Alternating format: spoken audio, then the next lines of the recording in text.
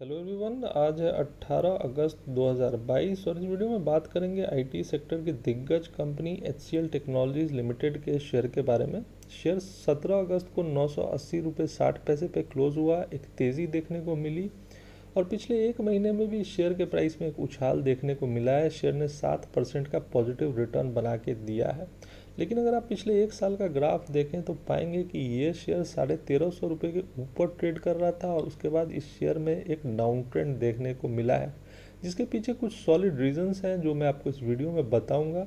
साथ ही बताऊंगा कि लॉन्ग टर्म इन्वेस्टर्स को इस शेयर में क्या करना चाहिए। तो वीडियो में बने रहिएगा फ्रेंड्स, और इस चैनल को सब्सक्राइब कर लीजिए क्योंकि शेयर से रिलेटेड वीडियोस मैं इस चैनल पर डालता हूँ। दोस्तों, पिछले कुछ महीनों में आईटी कंपनीज के शेयर में एक डाउन ट्रेंड देखने को मिला है। आईटी सेक्टर ओवरऑल अच्छा परफॉर्म नहीं कर रहा है। सिर्फ एचसीएल ही नहीं, बाकी आईटी कंपनीज के शेयर में भी एक गिरावट देखने को मिली है। और इसके पीछे रीज़न है कि इंडिया की जो आईटी कंपनीज है उनका 70 to 80% जो रेवेन्यू है वो यूएस और यूरोप से आता है। और पिछले कुछ महीनों में यूएस और यूरोप में एक स्लो डाउन देखने को मिला है, और इस स्लो डाउन का मेन रीज़न ये था कि यूएस और यूरोप में इन्फ्लेशन काफ़ी बढ़ा हुआ था, यानी महंगाई काफ़ी बढ़ी हुई थी। और इस महंगाई को कंट्रोल करने के लिए जो सेंट्रल बैंक्स होते हैं वो इंटरेस्ट रेट को हाइक करती हैं।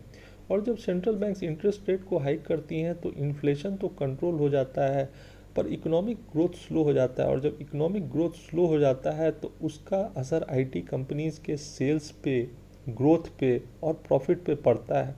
और जैसा कि मैंने आपको बताया कि इंडियन आईटी कंपनीज़ का 70 to 80% रेवेन्यू यूएस और यूरोप से आता था, तो यूएस और यूरोप के स्लोडाउन का असर इंडियन आईटी कंपनीज पे पड़ा। और एचसीएल भी ऐसी कंपनी है जिसका 70-80% बिजनेस यूएस और यूरोप से आता है। तो इस स्लोडाउन का असर एचसीएल टेक्नोलॉजीज पे पड़ा, इसलिए ये गिरावट देखने को मिली।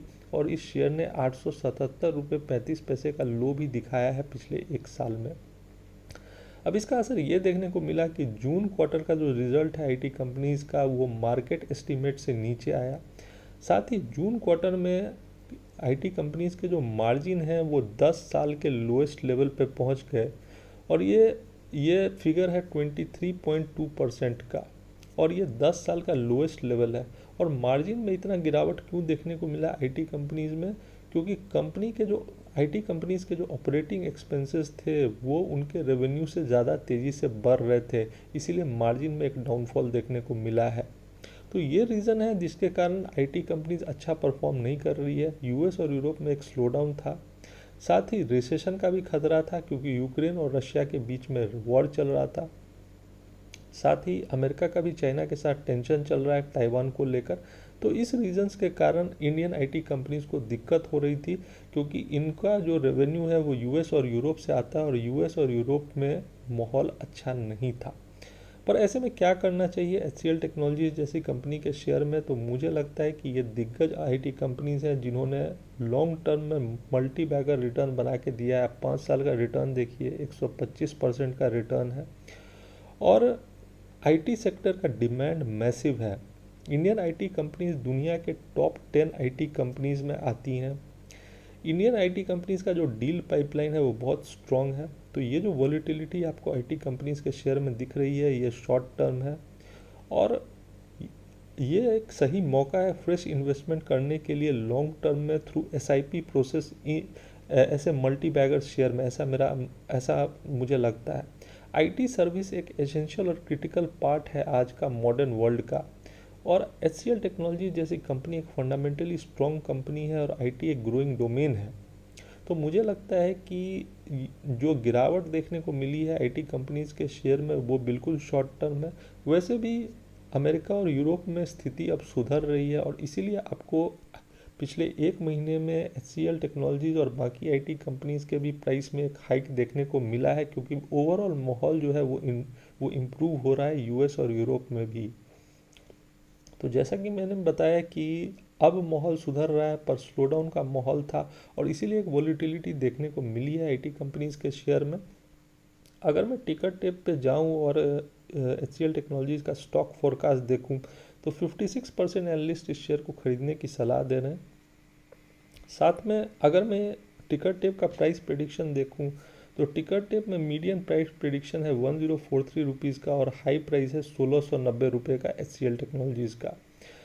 लो में ये शेयर 791 तक भी जा सकता है, ऐसा टिकर टेप मानती है। अगर मैं HCL टेक्नोलॉजीज़ का चेकलिस्ट देखूँ, स्टॉक चेकलिस्ट चेक करूं, तो इन करंट प्राइस जो है वो इंट्रिंसिक वैल्यू से ज़्यादा है, पर good time to enter the stock है क्योंकि शेयर ओवरबॉट जोन में नहीं है। शेयर अच्छा डिविडेंड भी ऑफर करती है और बेटर रिटर्न जनरेट कर रही है FD से, और कोई रेड फ्लैग भी नहीं है। तो ज़्यादातर इन्वेस्टमेंट चेकलिस्ट ग्रीन में है HCL टेक्नोलॉजीज़ का। और जैसा कि मैंने बताया कि इस शेयर में जो गिरावट या बाकी IT कंपनीज के शेयर में जो गिरावट देखने को मिली है वो US और यूरोप के स्लोडाउन के कारण देखने को मिली है, और US और यूरोप में माहौल ज़रूर सुधरेगा। रिसेशन प्रेशर हमेशा टेम्प्रोरी रहता है, कभी भी परमानेंट नहीं रहता है, लेकिन IT सेक्टर का डिमांड हमेशा मैसिव रहा है। और HCL टेक्नोलॉजी जैसी कंपनीज ने मल्टी बैगर रिटर्न बना के दिया है लॉन्ग टर्म इन्वेस्टर्स को। तो लॉन्ग टर्म इन्वेस्टर्स को इस वॉलेटिलिटी का फ़ायदा उठा के HCL टेक्नोलॉजी जैसी कंपनी में निवेश करने के बारे में सोचना चाहिए, ऐसा मेरा अनुमान है। तो ये था मेरा HCL टेक्नोलॉजीज़ के बारे में असेसमेंट। फ्रेंड्स, अगर आपको वीडियो पसंद आया हो तो एक लाइक कर देना। साथ ही एक डिस्क्लेमर देना चाहूँगा कि मैं कोई सेबी रजिस्टर्ड रिसर्च एनालिस्ट नहीं हूँ, और ये इन्फॉर्मेशन सिर्फ एजुकेशनल पर्पस के लिए है, ये कोई इन्वेस्टमेंट एडवाइस नहीं है। Thanks for watching.